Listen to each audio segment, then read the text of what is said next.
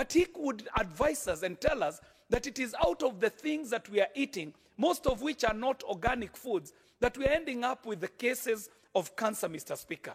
But even as we look at crops for consumption, we've also got to drop our cowardice, Mr. Speaker. Maybe it is time we started looking at other disease-resistant crops, other pest-resistant crops, Mr. Speaker. And I would like to say that I feel it is a time we also considered the legalization of marijuana in this country, Mr. Speaker. I'm talking this knowing and understanding well that marijuana, just as Bixa is disease resistant. It is pest resistant. But even just as Bixa is, we understand the through-the-line benefits of a crop like marijuana, which would be produced for its industrial use and medicinal use. Mr. Speaker, every time we bring up the issue of legalizing the farming of marijuana, we realize that there is so much pushback because people are resistant to the recreational use of marijuana.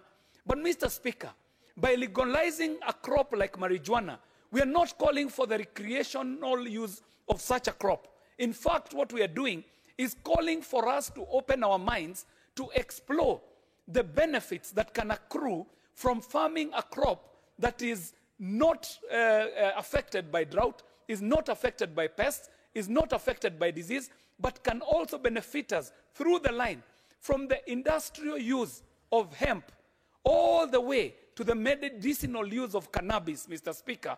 This is a discussion that we will now need to reopen as we have a holistic look at how we tackle agriculture, Mr. Speaker. Mr. Speaker, I do believe that if this House was to put its mind into this issue of rethinking our agriculture holistically, then we would find benefit in crops such as Bixa and crops that are drought-resistant, pest-resistant, and disease-resistant, like I have mentioned, marijuana. Mr. Speaker, the opportunity to contribute to this has been very well appreciated, and I do support that we amend the crops bill in favor of what has been proposed by the Honorable Tandaza Kasim Sawa. Thank you very much, Mr. Speaker.